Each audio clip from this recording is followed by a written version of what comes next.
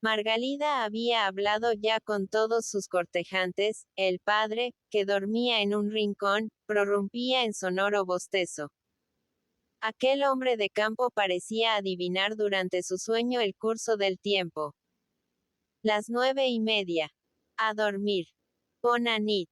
Y toda la atloteria, tras esta invitación, abandonaba la casa, perdiéndose en la oscuridad sus pasos y relinchos. Pepet, al hablar de estas reuniones, en las que se rozaba con gente brava, portadora de armas, volvía a acordarse del cuchillo del abuelo. Cuando hablaría don Jaime a su padre, para que le entregase esta joya de familia. Ya que retardaba la petición, debía acordarse de su promesa y regalarle otro cuchillo. ¿Qué podía hacer un hombre como el falto de tal compañía? ¿Dónde presentarse? Descansa, dijo Febrer. Un día de estos iré a la ciudad. Cuenta con el regalo. Y Jaime emprendió una mañana el camino de Ibiza, ansioso de nueva existencia, de renovar y variar sus impresiones fuera de la rusticidad campestre. Ibiza le pareció una gran ciudad, a el que había corrido toda Europa. Las casas en fila, las aceras de ladrillos rojos, los balcones con persianas, todo lo admiró con la simpleza de un salvaje del interior que llega a una factoría de la costa. Detúvose ante algunas ventanas convertidas en escaparates, examinando los géneros expuestos con la misma delectación que había contemplado en otra época las lujosas vitrinas de los bulevares o del Regent Street.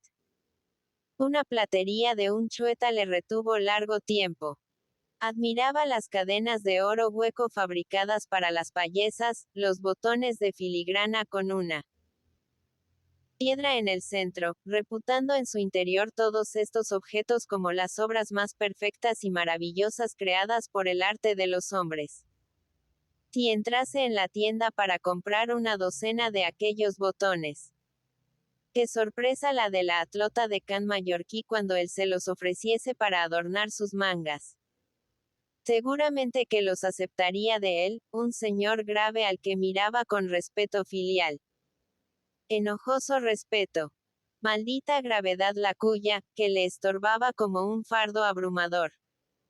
Pero el heredero de los Febrer, el descendiente de opulentos mercaderes y heroicos navegantes, tuvo que desistir pensando en el dinero que guardaba en su faja. Indudablemente no tenía bastante para tal compra. Luego, en otra tienda adquirió un cuchillo para Pepet, el más grande y pesado que encontró, un arma absurda, capaz de hacerle olvidar la de su glorioso abuelo. A mediodía, Febrer, aburrido de sus paseos sin objeto por la marina y las empinadas callejuelas de la antigua Real Fuerza, entró en una pequeña fonda, la única de la ciudad, situada junto al puerto. Allí, encontró los huéspedes de siempre. En el vestíbulo, unos cuantos mozos vestidos de payeses, con gorra de cuartel. Soldados de la guarnición que servían de asistentes. En el comedor, oficiales subalternos de un batallón de cazadores, jóvenes tenientes que fumaban con aire aburrido y contemplaban a través de las ventanas, como prisioneros del mar, la inmensa extensión azul. Mientras comían lamentábanse de la mala suerte de su juventud, inútil y perdida en este peñón. Hablaban de Mallorca como de un lugar de delicias. Recordaban las provincias de tierra firme, de las que eran hijos muchos de ellos, como paraísos a los que ansiaban volver. Las mujeres. Era un anhelo, una ansia que hacía temblar sus voces y ponía en sus ojos fulgores de locura. Pesaba sobre ellos, como cadena de insufrible presidio, la casta virtud ibicenca, el exclusivismo isleño, receloso para los forasteros. Allí no se bromeaba con el amor, no se perdía el tiempo en galanteos.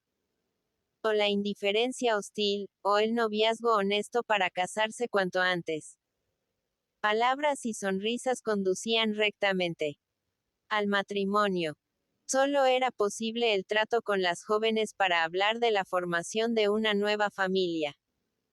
Y esta juventud ruidosa, alegre, exuberante en jugos, sufría un suplicio tantalesco al hablar de las muchachas más hermosas de la ciudad.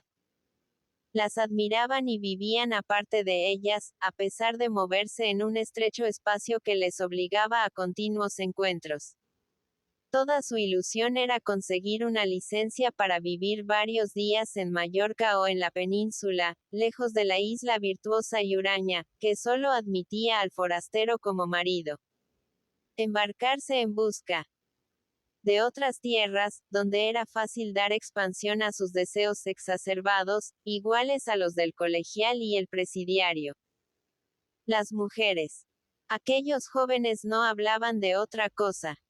Y Febrer, sentado a la gran mesa de la fonda, aprobaba en silencio sus palabras y sus lamentaciones.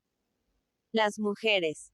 La irresistible tendencia que nos liga a ellas es lo único que se mantiene firme después de los trastornos morales que cambian una vida. Lo que permanece de pie en medio de los cadáveres de otras ilusiones destrozadas por el cataclismo. Febrer sentía el mismo tedio de aquellos militares, la impresión de hallarse encerrado en una cárcel de privaciones que tenía por fosos el mar. Ahora le pareció la capital isleña una población de irresistible monotonía, con sus señoritas encerradas en un aislamiento huraño y monjil. Pensaba en el campo como en un lugar de libertad, con sus mujeres de alma simple y afectos naturales, limitados solamente por un instinto defensivo igual al de las hembras primitivas. Aquella misma tarde salió de la ciudad. Nada quedaba en él del optimismo de pocas horas antes. Las calles de la Marina eran nauseabundas. Un olor infecto se escapaba de las casas. En el arroyo zumbaban enjambres de insectos, saltando de los charcos al sonar los pasos de un transeúnte. El recuerdo de las colinas inmediatas a su torre, perfumadas de plantas silvestres y olor salitroso de mar, parecía sonreír en su memoria con una dulzura idílica. El carro de un payés le llevó hasta cerca de San José, y al separarse de él emprendió la marcha por el monte, pasando entre pinares encorvados por las grandes tormentas. El cielo estaba nebuloso. La atmósfera era cálida y pesada. De vez en cuando caían gruesas gotas, pero antes de que las nubes pudieran fijar su lluvia, una ráfaga parecía barrerlas hacia los confines del horizonte. Cerca de la cabana de un carbonero vio Jaime a dos mujeres que marchaban apresuradas por entre los pinos. Eran Margalida y su madre. Venían de los Cúbels, ermita situada en una altura de la costa, junto a una fuente que fecunda los abruptos peñones, haciendo crecer el naranjo y la palmera al abrigo de las rocas.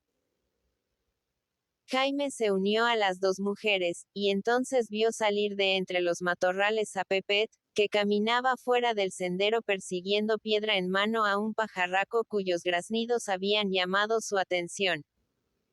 Continuaron juntos la marcha hacia Can Mallorquí, y sin saber cómo, Febrer se vio delante, caminando al lado de Margalida, mientras la esposa de Pep marchaba tras ellos con el lento paso de su debilidad, buscando apoyo en su hijo.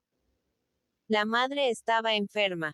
Una enfermedad incierta que hacía levantar los hombros al médico en sus raras visitas y excitaba la imaginación de las curanderas de la isla.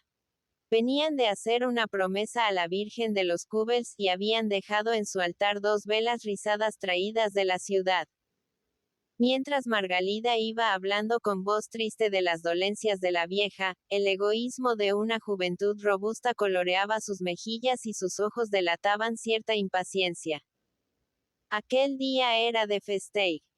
Había que llegar pronto a Can Mallorquí, para preparar la cena de la familia antes de que se presentasen los cortejantes. Febrer la admiraba con sus ojos graves.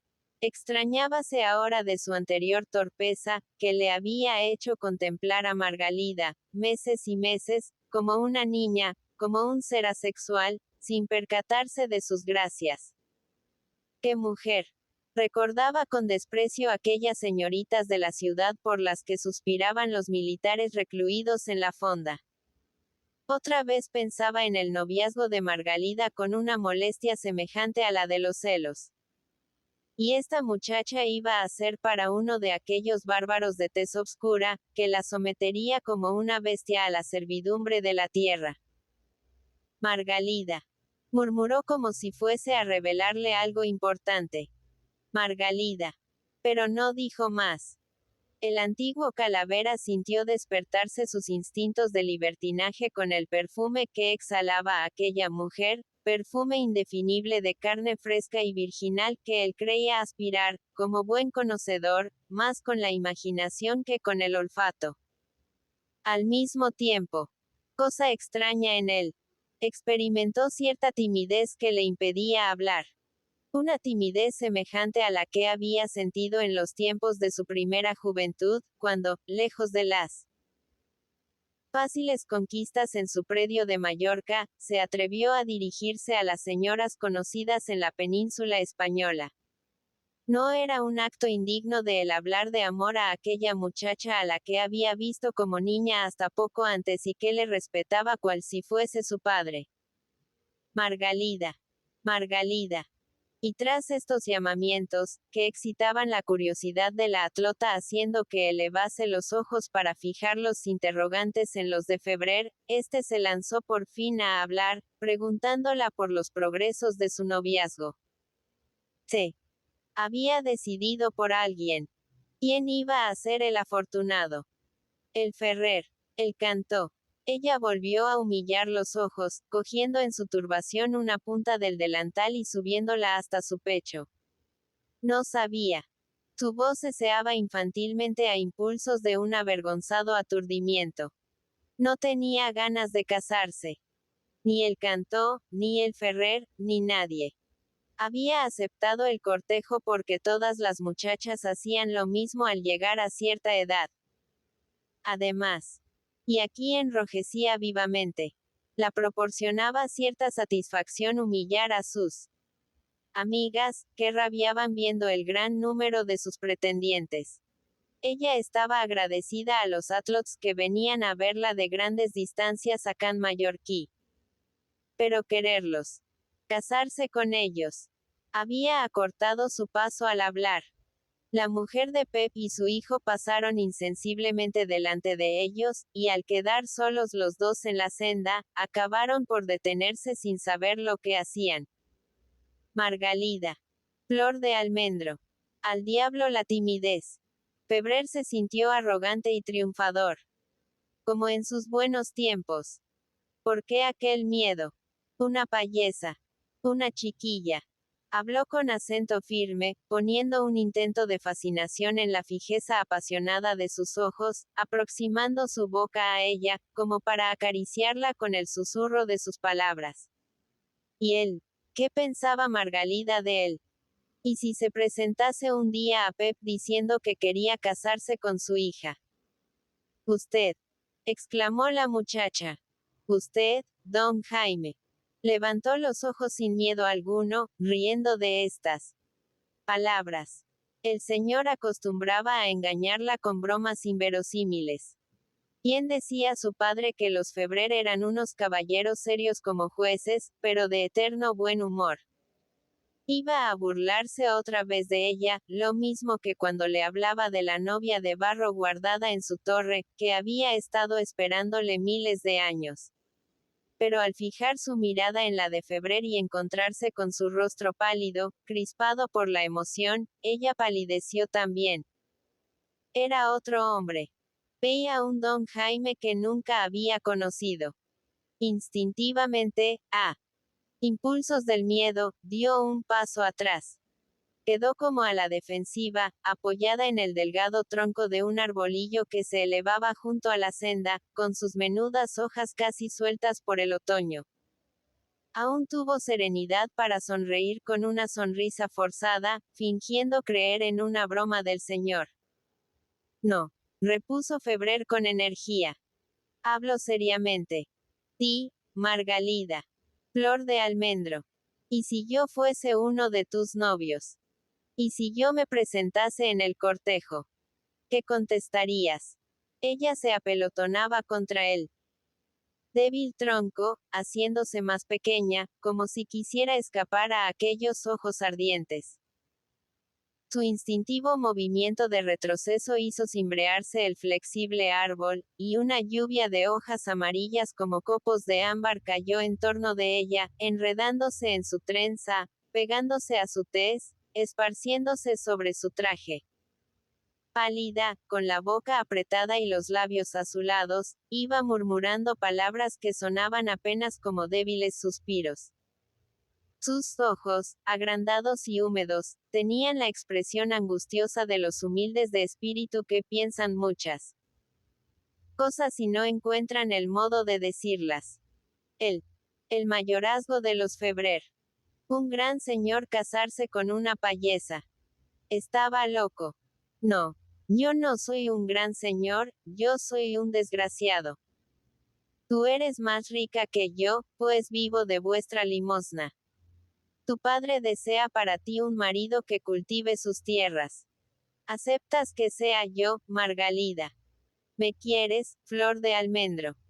Con la cabeza baja, huyendo de una mirada que parecía quemarla, ella siguió hablando sin saber lo que decía. Locura. Aquello no podía ser cierto. Decir el mayorazgo tales cosas. Estaba soñando. Pero de pronto sintió en una de sus manos un contacto leve y acariciador. Era la diestra de Febrer que agarraba la suya. Volvió a verle otra vez, pero le pareció un hombre distinto. Encontró ante sus ojos un rostro nuevo que la hizo estremecerse. Experimentó la sensación de un grave peligro, el sobresalto nervioso que avisa. Temblaron sus rodillas, se contrajeron como si fuese a desplomarse de miedo. «Es que me encuentras viejo para ti», murmuró en sus oídos una voz suplicante. «Es que nunca podrás quererme». La voz era dulce y acariciadora. Pero aquellos ojos que parecían comerla. Aquella cara pálida, semejante a la de los hombres que matan.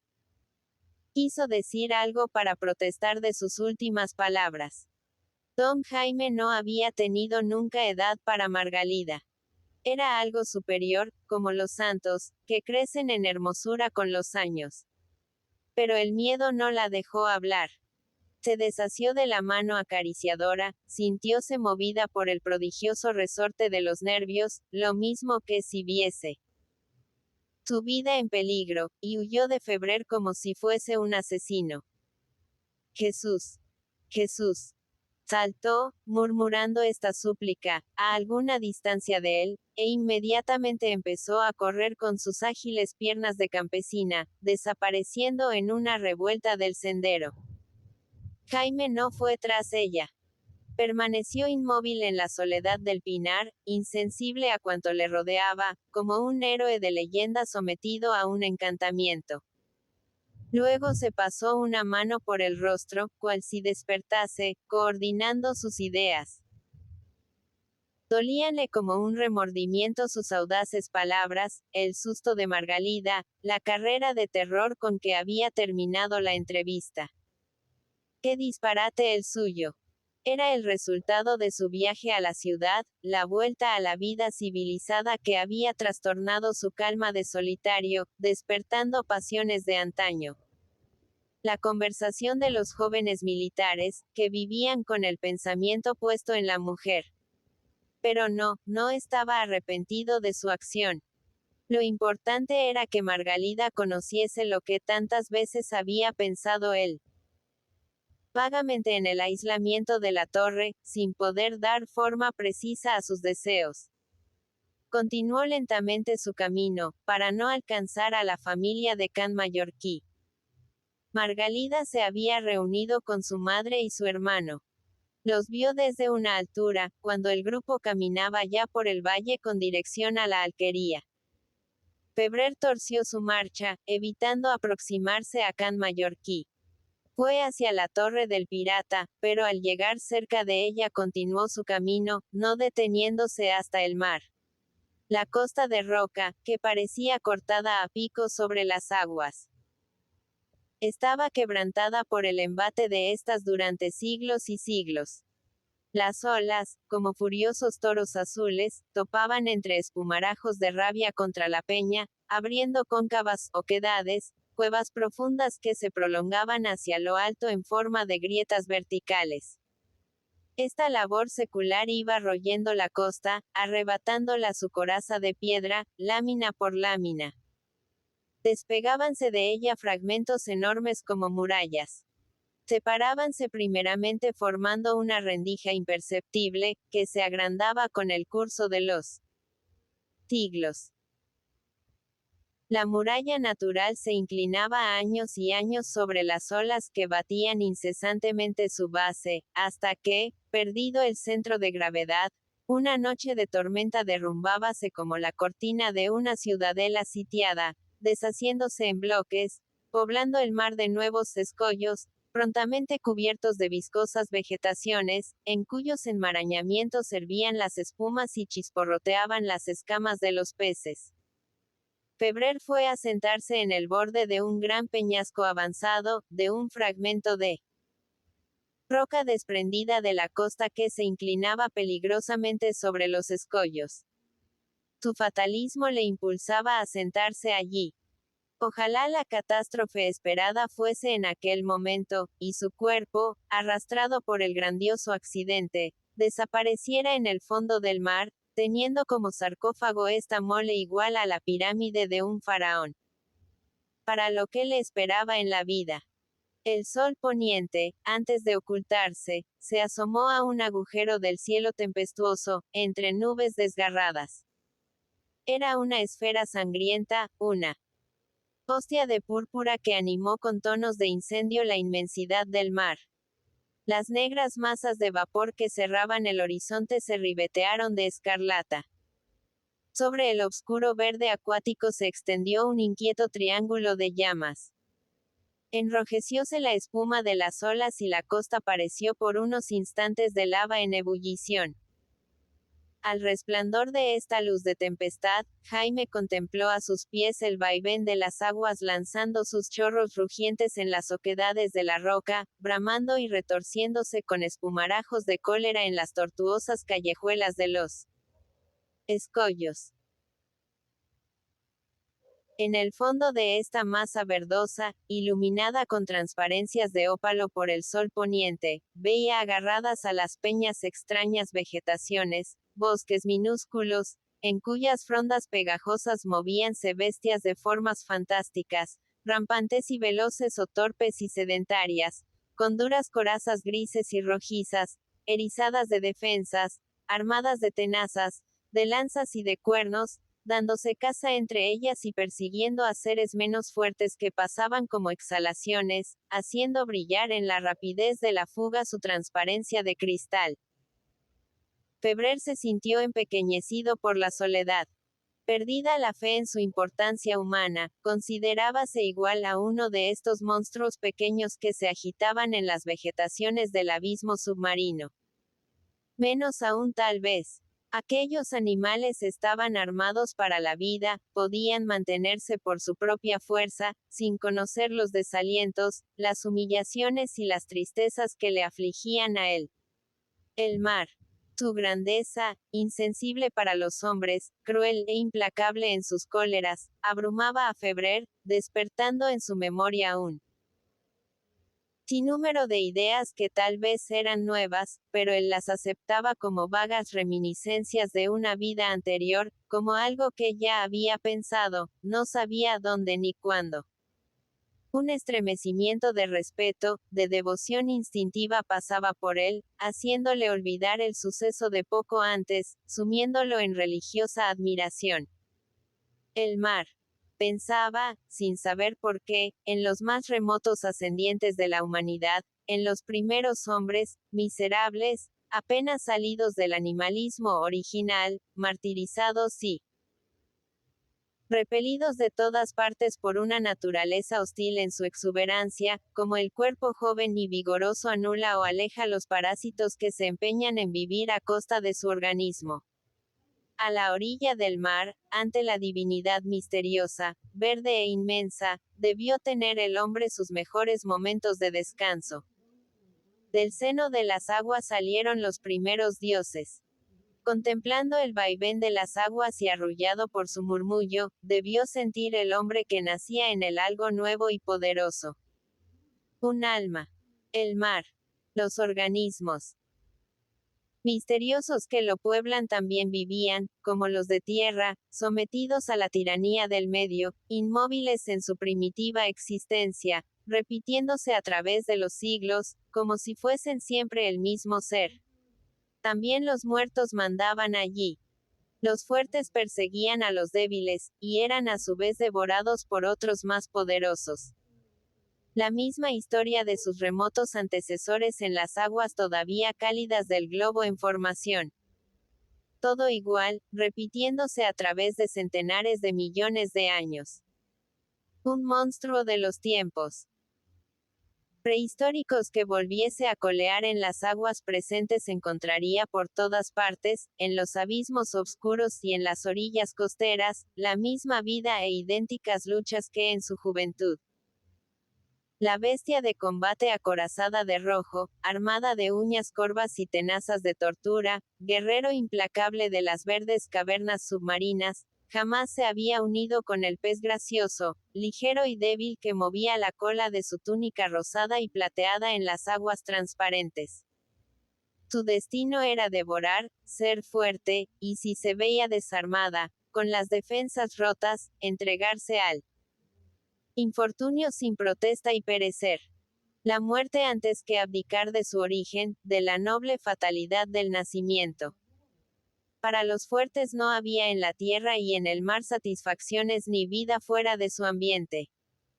Eran esclavos de su propia grandeza. La casta traía para ellos, con los honores, la desgracia. Y siempre sería lo mismo. Los muertos eran los únicos que gobernaban lo existente. Los primeros seres que iniciaron una acción para vivir formaron con sus actos la jaula en que habían de moverse prisioneras las sucesivas generaciones. Los tranquilos moluscos que veía ahora en el fondo de las aguas, agarrados a las peñas como botones oscuros, le parecían seres divinos guardadores en su estúpida quietud del misterio de la creación. Admiraba los augustos y grandes, como los monstruos que adoran los pueblos salvajes por su inmovilidad, y en cuyo quietismo creen adivinar la majestad de los dioses. Febrer recordaba sus bromas de otros tiempos, en noches de francachela, ante los platos de ostras frescas en los grandes restaurantes de París.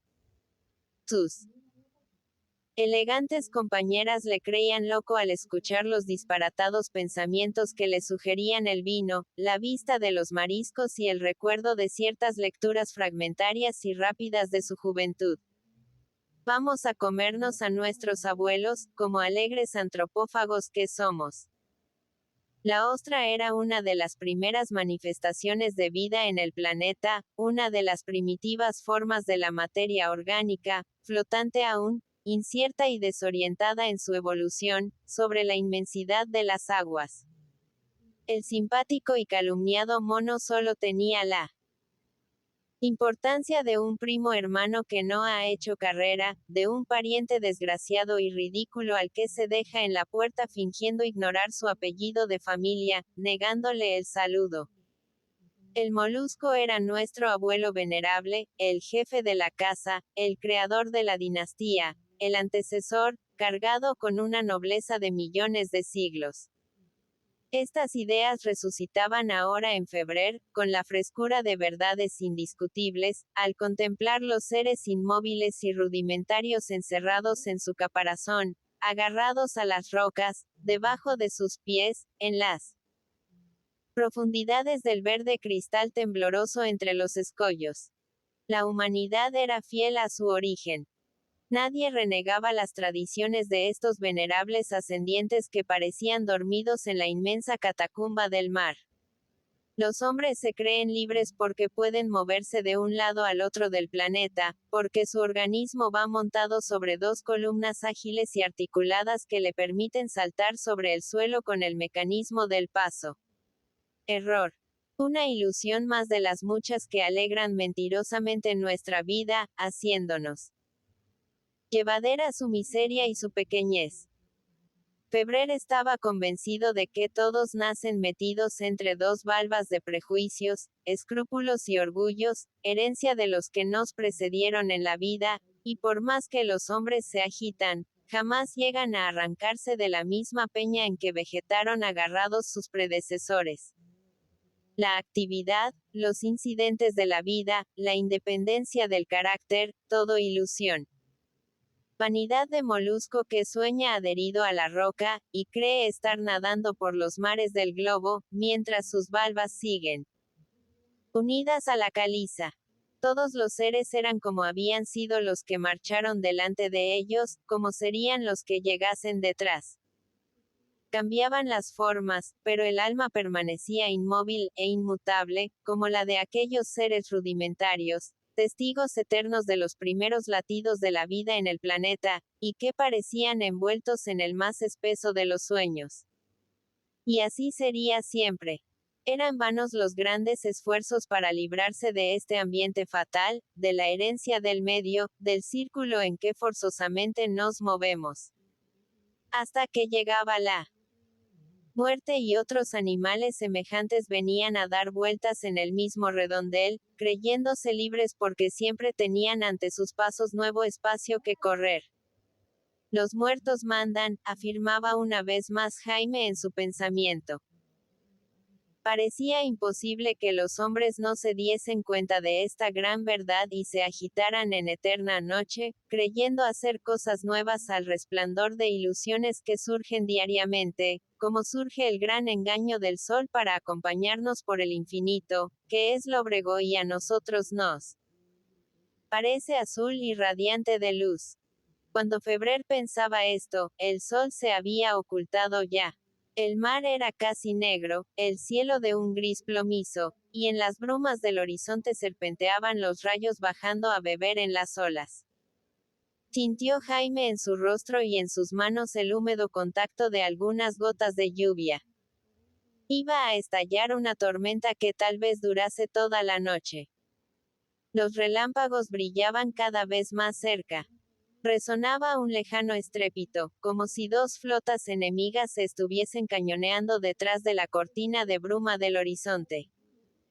Aproximándose con esta, las láminas de agua mansa, tersas como cristales entre los escollos y la costa, empezaron a temblar con las ondulaciones excéntricas de las gotas de lluvia. A pesar de esto, el solitario no se movió.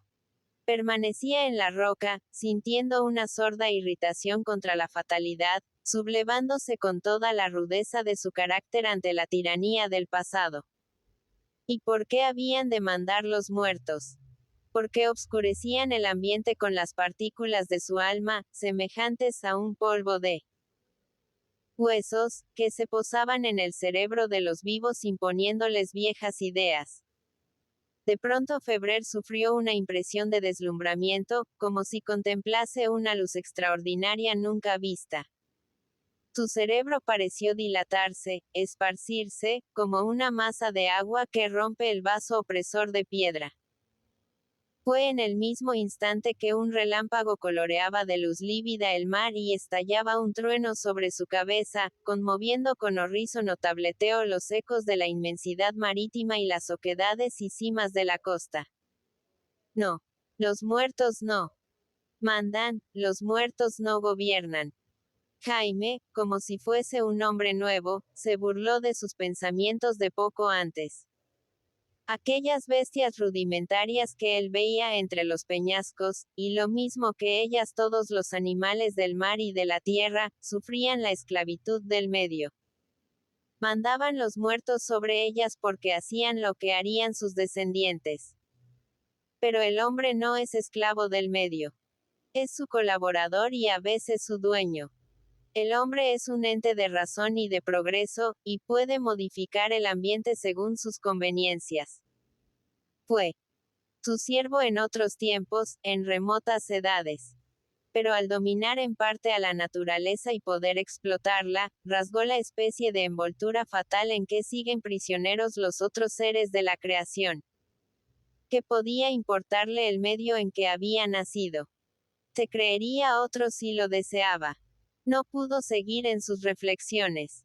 La tempestad había estallado sobre él. La lluvia chorreaba por los bordes de su sombrero y corría a lo largo de su espalda. La noche había llegado de pronto. A la luz de los relámpagos veíase el mar con la superficie mate, estremecida por el choque de la lluvia.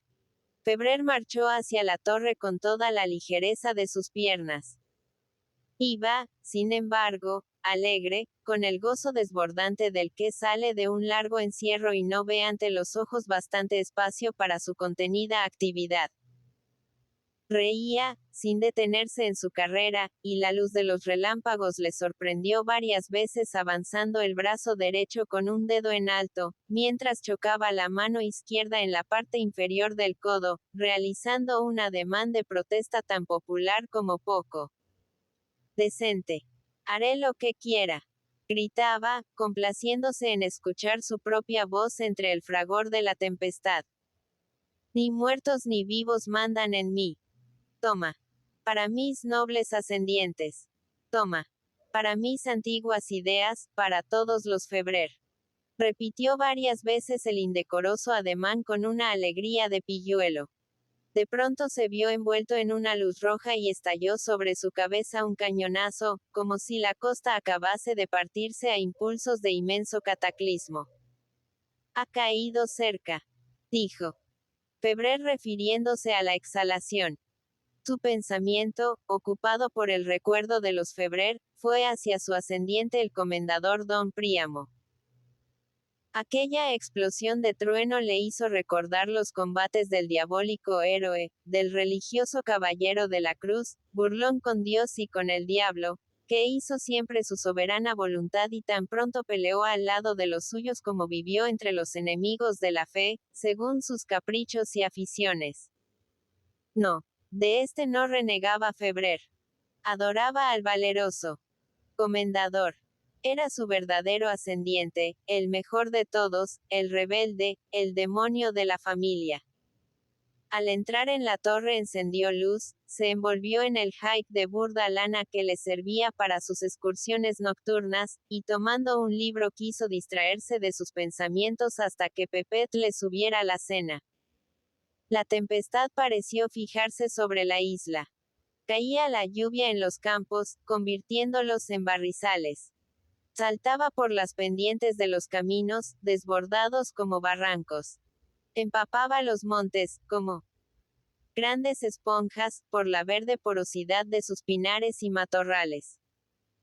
La rápida luz de los relámpagos mostraba instantáneamente, como una visión de ensueño, el mar negruzco con hirvientes espumas, los campos encharcados, que parecían llenos de peces de fuego, los árboles brillantes bajo su capa acuosa. En la cocina de Can Mallorquí, los pretendientes de Margalida formaban una masa de alpargatas enlodadas y cuerpos humeantes por la evaporación de sus ropas húmedas. Esta noche el cortejo sería más largo. Pep, con aire paternal, había permitido a los Atlots que esperasen después de pasada la hora del galanteo. Sentía lástima por aquellos muchachos, obligados a caminar bajo la lluvia. Él también había sido novio. Debían esperar. Tal vez pasase la tormenta. Y si no pasaba, se quedarían a dormir donde pudiesen. En la cocina, en el porche. Una noche es una noche. La atloteria, contenta del accidente, que añadía algún tiempo más a su cortejo, contemplaba a Margalida vestida con su traje de gala. Sentada en el centro de la pieza, junto a una silla vacía.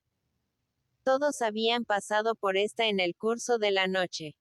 Algunos miraban con cierta ansiedad al asiento, pero sin atreverse a ocuparlo de nuevo. El Ferrer, ganoso de sobrepujar a sus rivales, tañía una guitarra, cantando a media voz, acompañado por el rodar de los truenos. Él cantó, metido en un rincón, meditaba nuevos versos. Algunos muchachos saludaban con expresiones burlonas la luz de los relámpagos que se filtraba por las rendijas de la puerta, y el capellanet sonreía sentado en el suelo con la mandíbula apoyada en ambas manos. Pep dormitaba en su silla baja, vencido por el cansancio, y su mujer lanzaba sordos alaridos de terror cada vez que un trueno fuerte conmovía la casa, intercalando en sus gemidos fragmentos de oraciones, murmuradas en castellano para mayor eficacia. Santa Bárbara bendita, que en el cielo estás escrita. Margalida, insensible a las miradas de sus pretendientes, parecía próxima a dormirse en su asiento. Resonó de pronto la puerta con 2 golpes dados por una mano. El perro, que se había erguido momentos antes como adivinando la presencia de alguien en el porche, estiró el cuello, pero no ladró, moviendo la cola con tranquilidad. Margalida y su madre miraron a la puerta con cierto miedo. ¿Quién podría ser? A aquellas horas, en aquella noche, en la soledad de Can Mallorquí. ¿Le habría ocurrido algo al señor? Pep, despertado por estos golpes, se incorporó en su asiento. Avant qui siga. Invitaba a entrar con una majestad de padre de familia al uso latino, señor absoluto de su casa. La puerta solo estaba entornada. Se abrió, dando paso a una ráfaga de viento cargada de lluvia, que hizo estremecerse las luces del candil y refrescó el denso ambiente de la cocina. Iluminóse con el resplandor de una exhalación el negro rectángulo de la puerta, y todos vieron en ella, sobre el cielo lívido, una figura encapuchada, una especie de penitente, chorreando lluvia y con el rostro casi oculto. Entró con paso decidido, sin saludar a nadie, seguido del perro, que olisqueaba sus piernas con gruñido cariñoso, y fue rectamente a ocupar la silla vacía junto a Margalida. El lugar reservado a los pretendientes. Al sentarse se echó atrás la capucha y fijó sus ojos en la muchacha. Ah, gimió esta, pálida, con los ojos agrandados por la sorpresa. Y fue tal su emoción, tan violento su impulso por retirarse de él, que la faltó poco para caer. Tercera parte 1-2 días después, cuando Jaime, de vuelta de la pesca, esperaba la comida en su torre, vio presentarse a Pep, que depositó el cestillo sobre la mesa con cierta solemnidad. El rústico intentó excusarse por esta visita extraordinaria. Su mujer y Margalida habían ido otra vez a la ermita de los Cubels. El muchacho las acompañaba. Comió Febrer con buen apetito, por haber pasado la mañana en el mar desde que rompió el día. Pero el aire grave del payés acabó por preocuparle. Pep, tú quieres decirme algo y no te atreves, dijo Jaime en dialecto ibicenco. Así es, señor. Y Pep, igual a todos los tímidos, que dudan y vacilan antes de hablar, pero una vez perdido el miedo se lanzan adelante ciegamente, empujados por el propio temor, expuso con rudeza su pensamiento. Sí. Algo tenía que decirle, algo muy importante. 2 días había estado pensándolo, pero ya no podía callar más tiempo.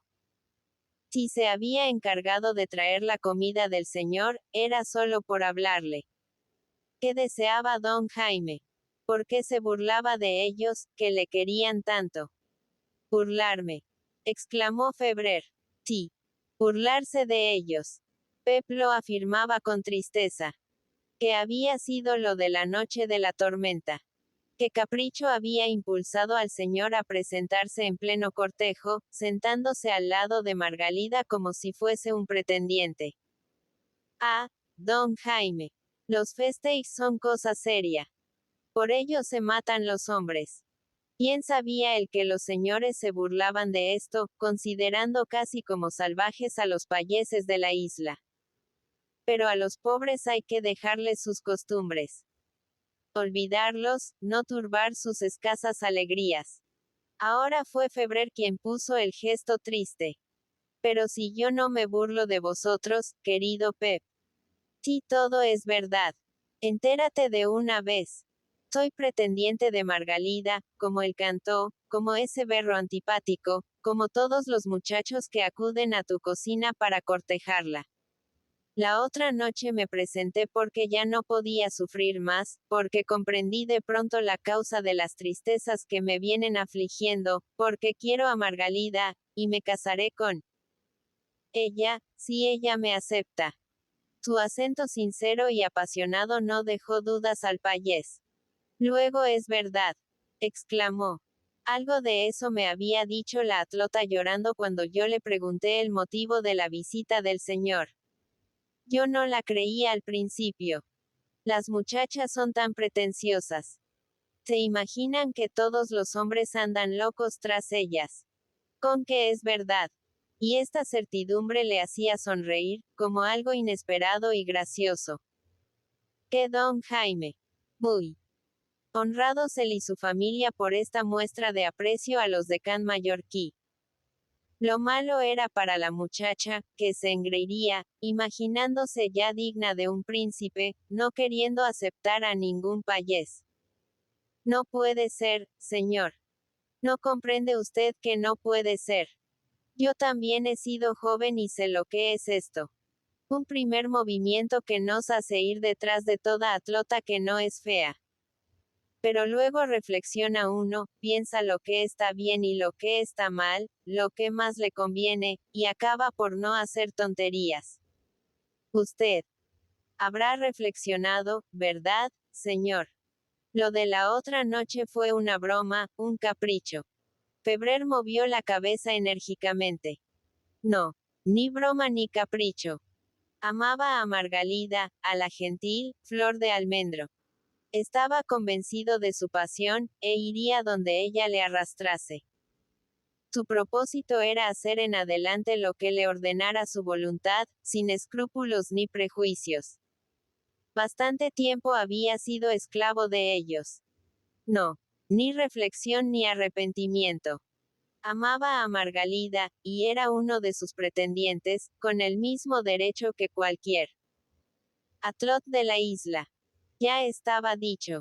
Pep, escandalizado por tales palabras, herido en sus ideas más antiguas y arraigadas, levantó las manos, al mismo tiempo que su alma simple se asomaba a los ojos con temblores de sorpresa.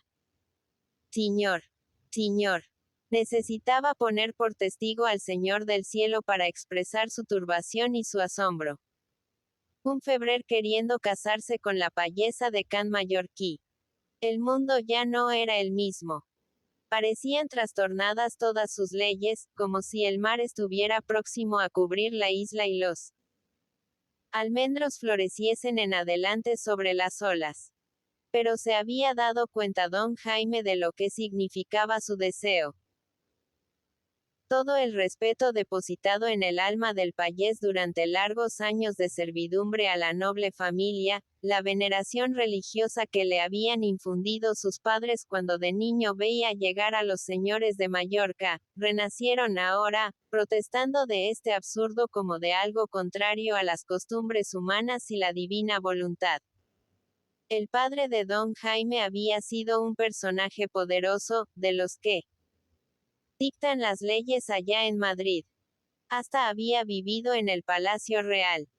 Le veía en su memoria, lo mismo que se lo había imaginado en las ilusiones crédulas de su niñez, mandando a los hombres a su voluntad.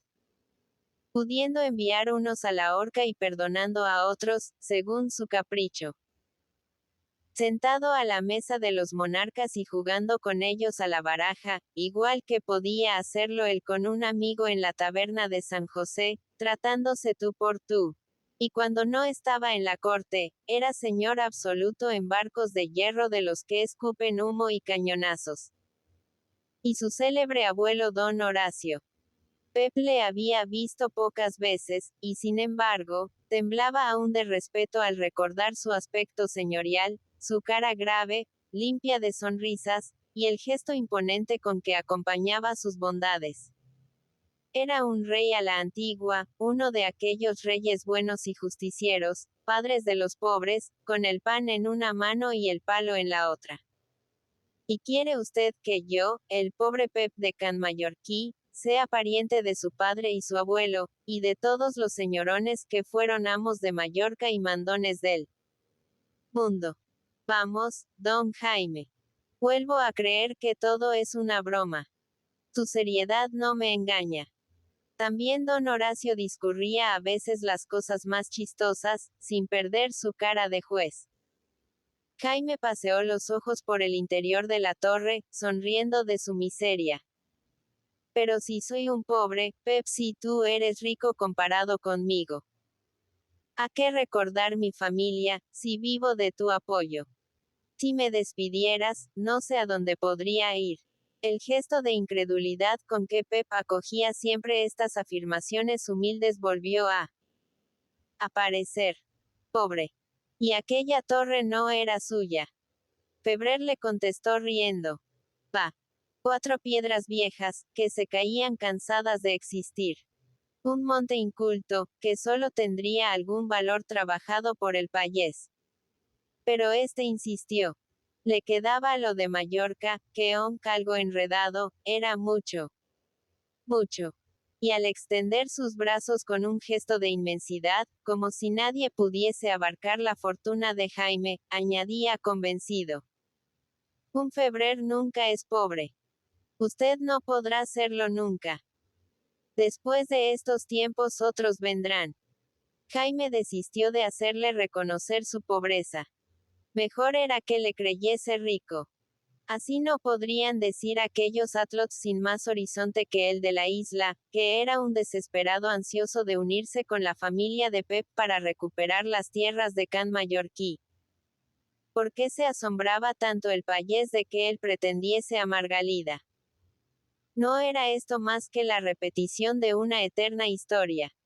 La del rey disfrazado y vagabundo enamorándose de la pastora y dándola su mano.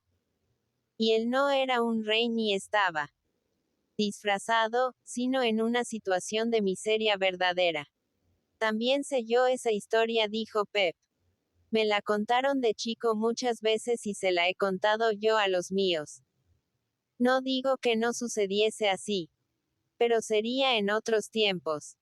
Otros tiempos muy lejanos. Cuando hablaban los animales. Para Pep, la más remota antigüedad y el estado dichoso de los hombres era siempre en el tiempo feliz, cuando hablaban los animales.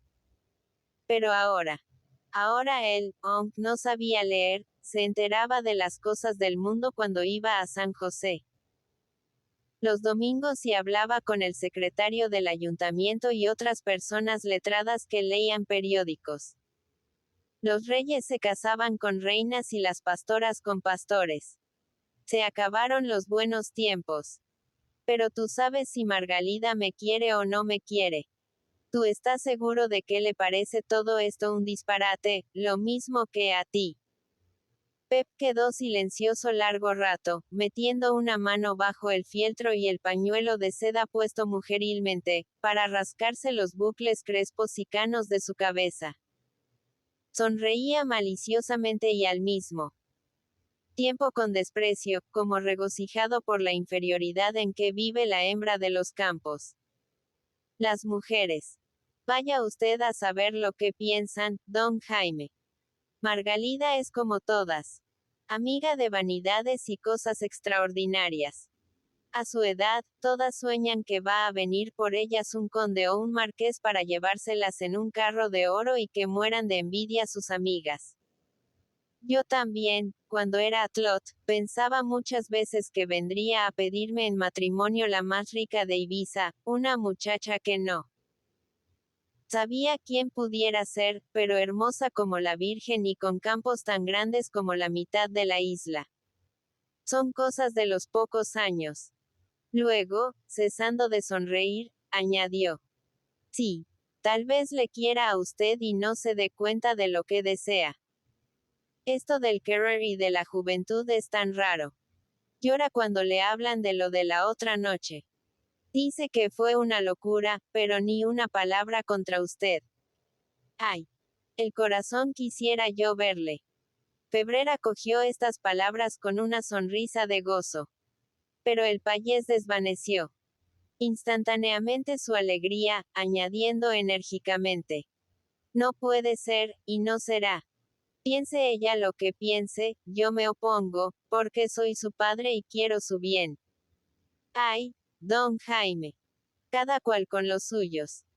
Me recuerda todo esto a cierto fraile que vivía solitario en los Cubels, hombre sabio, y por ser sabio, medio loco, que se empeñó en sacar crías de un gallo y una gaviota. Una gaviota del tamaño de un ganso. Y describía, con la gravedad que tiene para el campesino la vida y el cruce de los animales, la ansiedad de los payeses. Cuando iban a los Cubels, agrupándose curiosos en torno del jaulón donde estaban bajo la vigilancia del fraile el gallo y la gaviota. Años duró el trabajo de aquel buen señor, y ni una cría. Contra lo imposible nada pueden los hombres. Tenían sangre distinta. Vivían juntos y tranquilos, pero no eran iguales ni podían serlo. Cada uno con los suyos. Y al decir esto, Pep recogió de la mesa los platos de la comida y los fue guardando en la cesta, preparándose para marcharse. Quedamos, don Jaime, dijo con su tenacidad campesina, en que todo es broma, y usted no inquietará a la atlota con sus fantasías. No, Pep. Quedamos en que quiero a Margalida, y voy a su cortejo con el mismo derecho que cualquier muchacho de la isla. Hay que respetar los usos antiguos. Y sonrió ante el gesto malhumorado del payés. Pep movía la cabeza en señal de protesta, repitiendo que aquello era imposible. Las muchachas del cuartón iban a burlarse de Margalida, regocijadas por este pretendiente extraño que rompía el orden de las costumbres. Los maliciosos tal vez iban a calumniar a Can Mallorquí, que tenía un pasado de honradez como la mejor familia de la isla. Hasta sus amigos, cuando fuese la misa a San José reuniéndose con ellos en el claustro de la iglesia, iban a suponer que era un ambicioso y deseaba convertir a su hija en una señorita. Y no era esto solo. Había que temer además la cólera de los rivales, los celos de aquellos atlots que habían quedado absortos por la sorpresa al verle entrar en plena tempestad y sentarse junto a Margalida. De seguro que a aquellas horas ya habían salido de su asombro, y hablaban de él concertándose todos para oponerse al forastero. Los de la isla eran como eran. Se mataban entre ellos, sin molestar al de fuera, porque le creían extraño a su vida, indiferente a sus pasiones. Pero si el extranjero se mezclaba en sus asuntos, y además de extranjero, era mallorquín. Cuando se había visto a gentes de otras tierras disputarles la novia a los ibicencos. Don Jaime, por su padre. Por su noble abuelo. Se lo rogaba Pep, que le conocía desde niño. La alquería era suya, todos sus habitantes deseaban servirle. Pero no debía persistir en aquel capricho. Iba a traerle desgracia. Febrer, que había escuchado hasta entonces con deferencia, se irguió ante estas palabras de Pep. Sublevóse su carácter rudo, como si acabara de recibir una grave ofensa con los temores del payés. Miedos a él. Sentíase capaz de pelear con todos los atlots de la isla. No había en Ibiza quien le hiciese retroceder. A su apasionamiento belicoso de amante uníase una soberbia de raza, el odio ancestral que separaba a los habitantes de las dos islas. Iría al cortejo. Tenía buenos compañeros que le defendiesen en caso de apuro. Y miraba la escopeta colgada de la pared, luego de pasar sus ojos por la faja, donde ocultaba el revólver. Pep bajó la cabeza con desaliento. Lo mismo había sido él cuando joven. Las mujeres hacen cometer las mayores locuras. Era inútil insistir para convencer al señor, testarudo y soberbio como todos los suyos. Haga su santa voluntad, don Jaime. Pero acuérdese de lo que le digo. No se espera una Desgracia, una gran desgracia. Salió el payés de la torre, y Jaime lo vio alejarse cuesta abajo, hacia su alquería, moviéndose al impulso de la brisa marítima las puntas de su pañuelo y el mantón mujeril que llevaba sobre los hombros. Desapareció Pep tras las bardas de Can Mallorquí.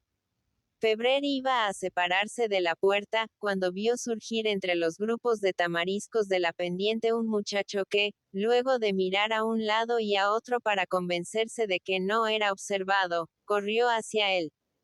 Era el capellanet. Subió a saltos la escalera de la torre, y,